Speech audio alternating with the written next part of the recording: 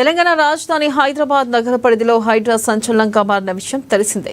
చిన్న పెద్ద అనే తేడా లేకుండా అక్రమ కట్టడాలపై ఉక్కుపాదం మోపుతూ ప్రభుత్వ భూములను అక్రమార్కుల చెర నుంచి హైడ్రా కాపాడుకొస్తుంది. అయితే ఈ క్రమంలోనే నిత్యం ఏదో ఒక ప్రాంతంలో అక్రమ నిర్మాణాలు కూల్చివేస్తూ హైడ్రా వార్తల్లోకి ఎక్కుతుంది. ఇందులో భాగంగా గురువారం తెల్లవారుజామున పాత బస్తీలో హైడ్రా కూల్చివేతలు ప్రారంభించగా ఒక్కసారిగా అక్కడ వాతావరణం హీట్ ఎక్కింది. గురువారం తెల్లవారుజామునే భారీ పోలీసు బందోబస్తు మధ్య చంద్రాయనగుట్టలోని అక్బర్ నగర్ లో అక్రమ కట్టడాలను కూల్చివేతలు ప్రారంభించింది.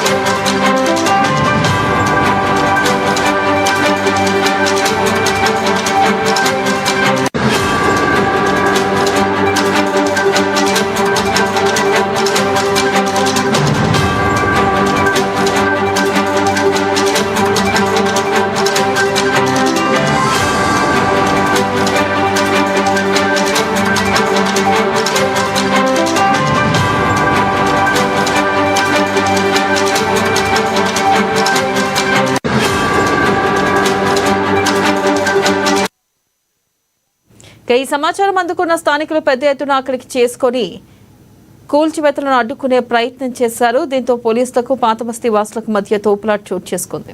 అనంతరం స్థానికులు హైడ్రా జేసీబీ ఎక్కి జేసీబీ ముందు పడుకొని కూల్చివేతలను అడ్డుకున్నారు. ఈ క్రమంలోనే హైడ్రాకు రంగనాథ్కు వ్యతిరేకంగా ఎంఐఎం కార్పొరేటర్లు నిరసన తెలిపారు.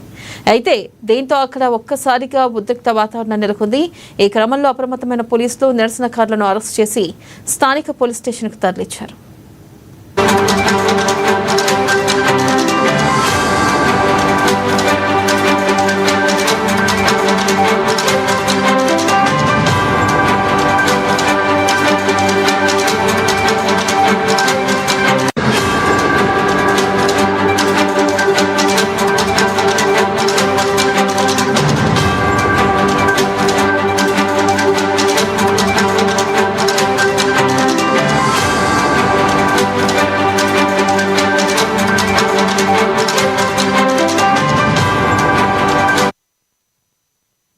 బ్రేకింగ్ న్యూస్ చూస్తున్నాం. తెలంగాణ రాజధాని హైదరాబాద్ నగర పరిధిలో హైడ్రా సంచలనంగా మారిన విషయం తెలిసిందే. చిన్న పెద్ద తేడా లేకుండా అక్రమ కట్టడాలపై ఉక్కుపాదం మోపుతూ ప్రభుత్వ భూములను అక్రమార్కుల చెర నుంచి హైడ్రా కాపాడుకొస్తుంది. అయితే ఈ క్రమంలోనే నిత్యం ఏదో ఒక ప్రాంతంలో అక్రమ నిర్మాణాలు కూల్చివేస్తూ హైడ్రా వార్తల్లోకి ఎక్కుతుంది. ఇందులో భాగంగా గురువారం తెల్లవారుజామున పాత బస్తీలో హైడ్రా కూల్చివేతలు ప్రారంభించగా ఒక్కసారిగా అక్కడ వాతావరణం హీట్ ఎక్కింది. గురువారం తెల్లవారుజామునే భారీ పోలీస్ బందోబస్తు మధ్య చంద్రాయనగుట్టలోని అక్బర్ నగర్ లో అక్రమ కట్టడాలను కూల్చివేతలు ప్రారంభించింది. ఇక ఈ సమాచారం అందుకున్న స్థానికులు పెద్ద ఎత్తున అక్కడికి చేరుకుని కూల్చివేతలను అడ్డుకునే ప్రయత్నం చేశారు. అయితే దీంతో పోలీసులకు పాతబస్తీ వాసులకు మధ్య తోపులాట చోటు చేసుకుంది. అనంతరం స్థానికులు హైడ్రా జేసీబీ ఎక్కి జేసీబీ ముందు పడుకొని కూల్చివేతలను అడ్డుకున్నారు.